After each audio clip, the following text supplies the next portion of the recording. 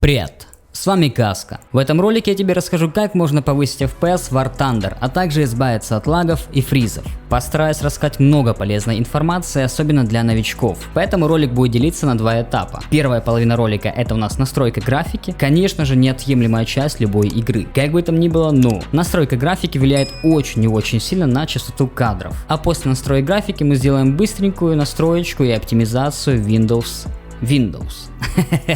Хотел сказать 10, но не только 10, тут и 7 подойдет, и 8, и 11, собственно, тоже. Я уверен, что рано или поздно абсолютно каждый задумается о приобретении лицензионного ПО. Особенно если вы только-только собрали вашу систему и боитесь как-то накосячить. А накосячить можно по-разному.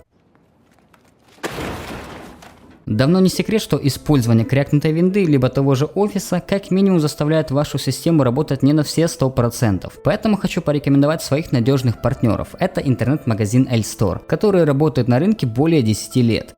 Сколько? За это время у них появился большой ассортимент различных лицензий на Windows, Office и антивирусы. Самое главное — это моментальная доставка купленных ключей на электронную почту, большой выбор способов оплаты, а также гарантия на все продукты. Цены на лицензионные ключи по доступной цене. А также ребята из L-Store специально для моего канала, а точнее для вас, подготовили промокод со скидкой до 15%.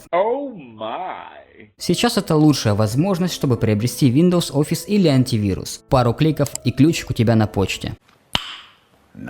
Поэтому залетаем в игру, нажимаем настройки, первым делом переходим на танковые боевые настройки. Трава в танковом прицеле мы обязательно отключаем, потому что она, во-первых, кушает очень и очень много количества кадров, а во-вторых, она мешает для прицела. Поэтому отключаем, это имба. Далее переходим на графика, и здесь нас встречает в принципе большое количество параметров графики. Давай начнем с разрешения. Если у тебя ПК средний и выше, то выставляешь по соотношению к твоему монитору. Допустим, это Full HD либо 2К разрешение. Если ПК у тебя очень слабый, то выбираешь 1280 на 720. Картинка будет, конечно же, пиксельная, не очень приятная, но зато FPS бустится неплохо. Режим полный экран. Далее, если у тебя видеокарта поддерживает DLSS, то есть RTX, тогда ставим обязательно на качество. Выше ставить я смысла не вижу, а вот качество, допустим, это неплохая фишечка. Тоже будет порядка там 20-40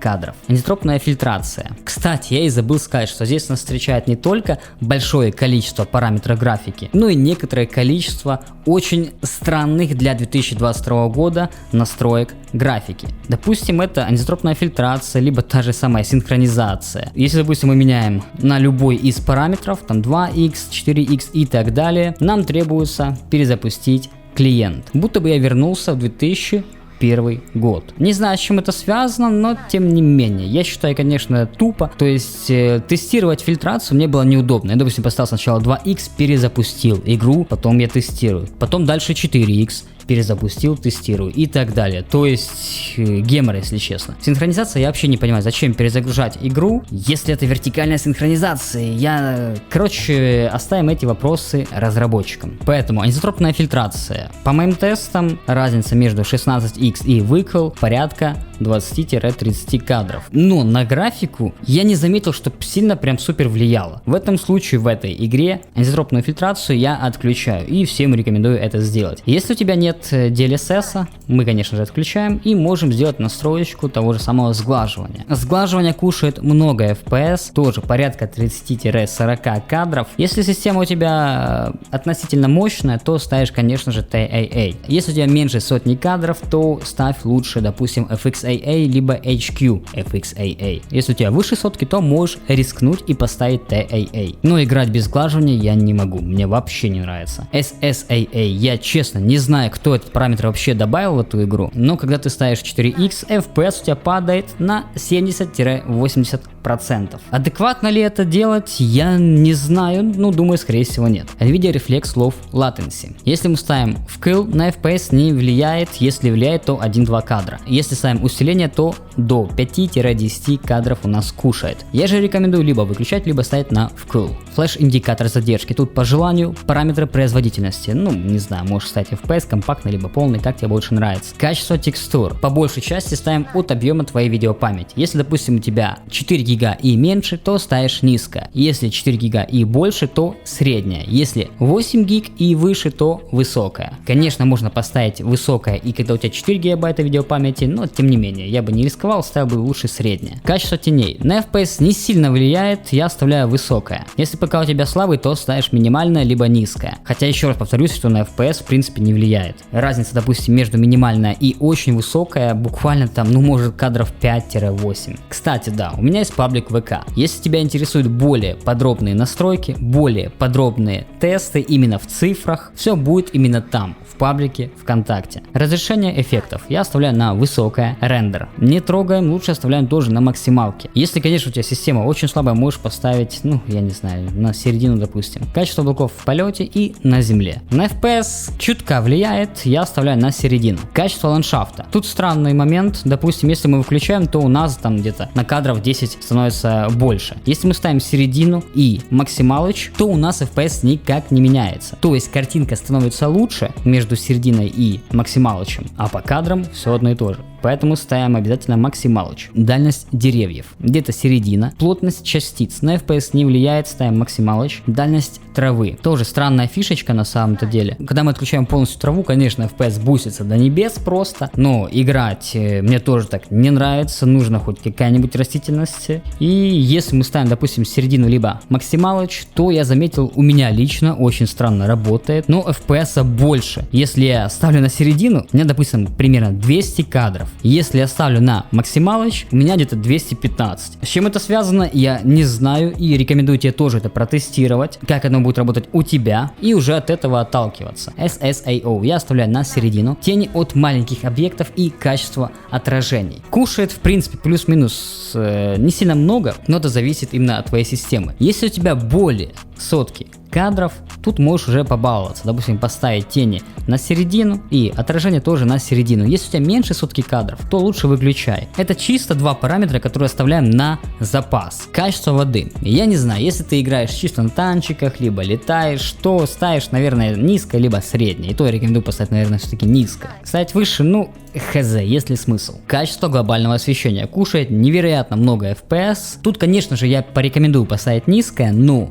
в том случае, если у тебя слабая система. Если система более-менее мощная, то ставишь среднее. Высокое не рекомендую ставить. Качество физики. А оставляем где-то, вот, как я поставил, не знаю, это предпоследнее, так сказать. Ну и качество деформации ландшафта. Тоже по желанию, если честно, можно отключить. Если тебе нужно погрузиться в игру, то да, ставишь, допустим, там вот где-то чуть больше середины. Если тебе насрать на это погружение в игру, то отключаешь. В принципе, оно не всралось. Деформация ландшафта то же самое. Я лично оставляю на очень высокое. Следы от гусениц еще раз то же самое. Для погружения мы оставляем высокое. Если тебе это погружение не всралось, ставишь на нет. На FPS, конечно же, может влиять. Качество отражения зеркал в кабине. Я ставлю на максималыч, хотя для слабых систем лучше отключить. Тени от объектов. Нам тут пишут, что влияет сильно на FPS, на производительность, но, честно скажу, все эти параметры заберут у вас максимум 15-20 кадров. И то это я накинул прям супер жестко. Лично у меня забирает 8 кадров. Поэтому я лично решил все это включить.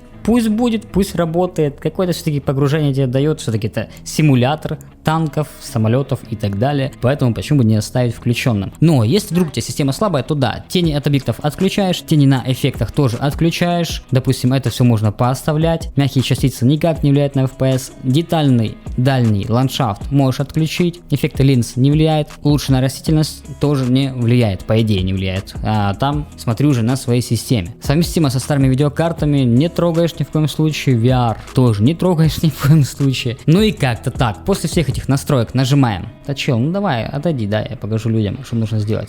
Нажимаем применить и переходим к настройке и оптимизации нашей системы. После того, как настроили графику в самой игре, мы качаем архив по ссылке в описании и перекидываем папку на рабочий стол. Здесь у нас есть две папки. Приложение MSI Util V3 и схема питания. Давай сначала откроем схему питания. Если у тебя уже есть схема питания максимальная производительность, тогда пропускаешь этот пункт. Если же нет, то копируем команду, нажимаем PKM, копировать, PKM на пуск, Windows PowerShell администратор, да, нажимаем Ctrl+V и Enter. закрываем и закрываем. Нажимаем поиск, пишем панель управления, электропитание, показать доп. Схемы и ставим галочку на максимальная производительность. Теперь открываем Steam, библиотека, нажимаем PKM на War Thunder, свойства, убираем галочку с игрой кинотеатр, переходим на локальные файлы и нажимаем обзор. Здесь мы находим папку Win64, далее приложение Access, нажимаем PKM, свойства,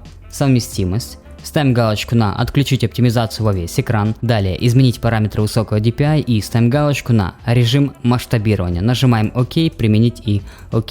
Теперь мы копируем путь к самому приложению, нажимаем «ПКМ», «Копировать». Далее поиск, пишем «Настройки», «Графики». Если у тебя есть аппаратное ускорение, тогда можешь включить галочку. После всех этих настроек не забудь сделать перезагрузку своей системы. Мы же нажимаем «Обзор», вставляем наш путь, далее приложение Access, добавить, параметры и ставим галочку на высокая производительность, сохранить. Нажимаем PKM на пуск, диспетчер устройств. Здесь нас интересуют системные устройства. Опускаемся немножко вниз и находим высокоточный таймер событий. Нажимаем PKM и отключаем это устройство. В очередной раз нажимаем поиск, пишем Xbox Game Bar, если он, конечно же, есть. Если его нет, тогда пропускаем этот пункт. Нажимаем настройки, создание клипов и обязательно убираем галочку с записывать в фоновом режиме. Далее крестик и закрыть. Теперь нам нужно настроить твою видеокарту. Если у тебя видеокарта от Nvidia, нажимаем PKM на рабочем столе, панель управления Nvidia, переходим на регулировка настроек изображения, ставим галочку на пользовательские настройки с упором на производительность. Применяем настройку, переходим на управление параметрами 3D. Здесь у нас есть два варианта. Можешь сделать как глобальные параметры, так и программные настройки. То есть выбираешь, допустим, War Thunder и делаешь настроечку чисто для War Thunder. Я же обычно делаю глобальные настройки, то есть для всех наших игр. Здесь мы находим GP Rendering OpenGL. Выбираем нашу видеокарту, затенение фонового освещения. Выключаем. Частота обновления экрана. Высшая, доступная. Размер кэша шейдеров. По умолчанию для драйвера. Режим низкой задержки. Если ПК очень слабый, тогда выключаем. Если средний и выше, то ставим включить, либо ультра. Но будь внимателен. Допустим, параметр включить не влияет на FPS. Ну, максимум 1-2 кадра. Если ультра, то может кушать до 5 кадров. Режим управления электропитанием. Выбираем режим максимальной производительности. Далее опускаемся в самый низ. Находим фильтрацию, текстуру, качества. Мы ставим высокая производительность. Далее анизотропная оптимизация и трилейная оптимизация. Включаем. После этого нажимаем применить. Переходим на настройки Surround, настройки Physics. Если у тебя видеокарта мощнее, чем процессор, тогда выбираешь видеокарту и нажимаем применить. Если у тебя видеокарта от AMD, открываем наш архив, настройка видеокарты. Здесь у нас есть две папки. Настройка для видеокарт от AMD и настройка для видеокарт от Nvidia. Тут в принципе то же самое, то есть сделано все картиночками, только более подробно. Мы же открываем AMD Radeon.